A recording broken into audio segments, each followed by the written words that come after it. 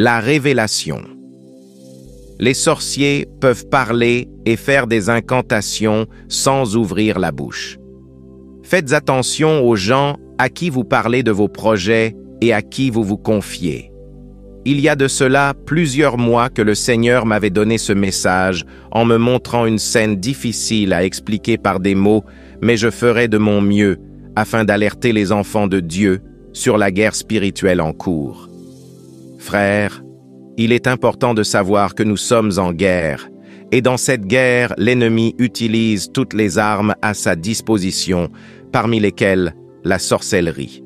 La Bible est claire, car il est écrit que l'homme aura pour ennemi les gens de sa maison, et c'est ce qui se passe actuellement dans ce monde, selon qu'il est écrit du voleur, qu'il ne vient que pour dérober, égorger et détruire. Jean 10, 10. Voici ce que le Seigneur m'a montré. Il y avait un homme qui avait un grand projet pour son avenir, et il était en train d'expliquer ce projet à une de ses connaissances, et ce projet était matérialisé comme une très belle fleur de plusieurs couleurs. La fleur était vraiment très belle et éclatante. Puis, pendant qu'il parlait de ce projet à cette personne, tout ce qu'il disait qu'il va faire, cette personne annulait cela spirituellement, de sorte que ce soit le contraire. S'il dit « je vais construire telle chose ici », cette personne disait spirituellement que cette chose ne pourra jamais être construite ici. Il parlait, mais les yeux physiques ne pouvaient pas voir qu'il était en train de parler et de prononcer des malédictions. Cette personne faisait des incantations et bloquait tout ce que cet homme était en train de lui expliquer comme projet, mais il le faisait sans ouvrir la bouche. Donc, il pouvait être en train d'apprécier le projet, mais spirituellement, il était en train de détruire et de bloquer ce projet par des paroles de malédiction, et il faisait des incantations. Or, celui avec qui il était ne s'en rendait pas compte, plus que tout était normal. Puis, la fleur qui était tellement belle et qui représentait ce projet était en train de faner progressivement jusqu'à mourir complètement. Et c'est là que cet homme s'est rendu compte que quelque chose se passait puisque la fleur représentait son projet. C'est alors qu'il s'est mis à prier avec instance pour détruire toutes les incantations et blocages sur son projet. Et pendant qu'il priait, la fleur a commencé à reprendre vie et à retrouver sa beauté et son éclat. Son projet, qui était déjà bloqué, venait d'être restauré par la prière. Il comprit que quelque chose s'était passé. Les sorciers, une fois dans le monde des ténèbres, deviennent sans pitié, peu importe le lien qui vous unit.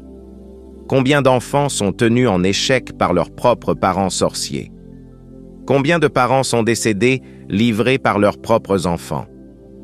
Les chrétiens doivent apprendre à prier pour tout ce qui leur concerne, car la prière est comme une couverture qui touche tous ceux pour quoi nous prions. Si tu pries pour une personne, cette personne est couverte par ta prière. Si tu pries pour une chose, cette chose est couverte par ta prière. Les chrétiens doivent faire attention à ne pas trop parler de leur vie, mais à être réservés.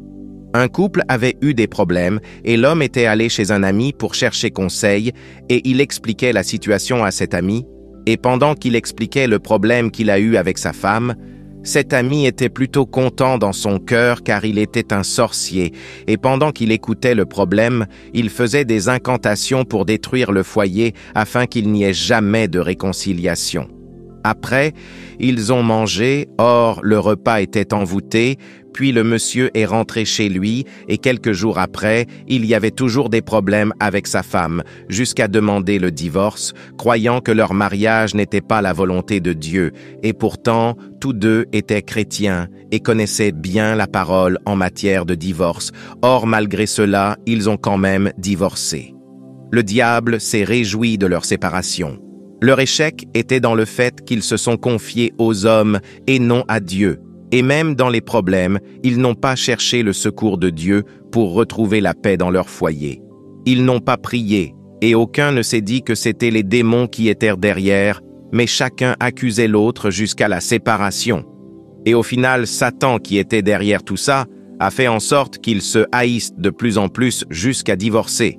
Et après le divorce, Satan savourait sa victoire. Les chrétiens doivent prier, car tout domaine qui n'est pas couvert par la prière est vulnérable. et Satan attaque tout ce qui est vulnérable.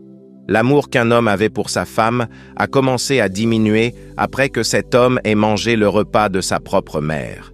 Il a commencé à ne plus aimer sa femme, et sa femme ayant constaté, a plutôt commencé les plaintes et à vouloir durcir contre son mari. Or son mari était envoûté par sa mère, car sa mère n'a jamais été d'accord pour ce mariage, car étant spirituel, invisible à l'œil nu, et la puissance avait diminué. Le soir, il n'a pas pu prier, parce que la nourriture était envoûtée, et ça l'avait affaibli spirituellement, et même sa volonté et son désir de jeûner étaient affaiblis. Et c'est ainsi que le lendemain, il a arrêté son jeûne. Et les sorciers étaient très contents de cette victoire, car c'était une grande guerre, dont ce frère ne connaissait même pas l'impact. Et le jeûne qu'il avait pris n'était pas de lui-même, mais c'est le Saint-Esprit qui l'avait mis dans son cœur. Les sorciers avaient gagné la bataille et la condition de ce frère devenait de plus en plus dégradée jusqu'à ce qu'il commence à jouer au loto et pari-foot et les sorciers sont entrés en lui pour le posséder puisqu'il vivait déjà dans le péché. Frère, la guerre est réelle et c'est uniquement par la prière et la fermeté dans la sanctification que vous pourrez vous en sortir en tant que vainqueur. Certaines révélations que le Seigneur nous donne ne sont pas pour les partager, mais c'est individuel jusqu'à ce que cela se réalise. Lorsqu'on prend l'engagement de jeûner, nous devons aller jusqu'à la fin, peu importe ce qui arrive. Nous avons mis sur pied une fiche de prière pour aider ceux qui le veulent dans la prière quotidienne. Cette fiche est gratuite, écrivez-nous à nos contacts pour la recevoir. Les chrétiens doivent prier pour tout ce qui les concerne. Prier, ce n'est pas faire les répétitions de mots, mais prier juste et ce que vous avez demandé est déjà fait car il est écrit. Tout ce que vous demanderez avec foi par la prière, vous le recevrez. Matthieu 21, 22.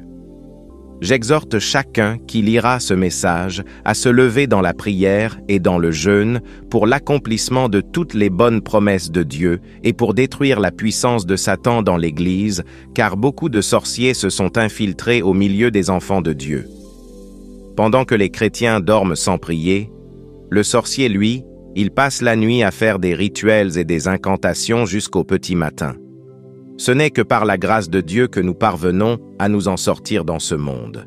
Au reste, que chacun sache qu'il y a actuellement des sorciers qui essayent par tous les moyens de le faire tomber d'une manière ou d'une autre, soit tu pries, soit tu te contentes de la direction que les sorciers donnent à ta vie, car c'est dans la prière qu'un homme entre dans les desseins de Dieu et accomplit la volonté du Seigneur. Que le Seigneur bénisse son Église,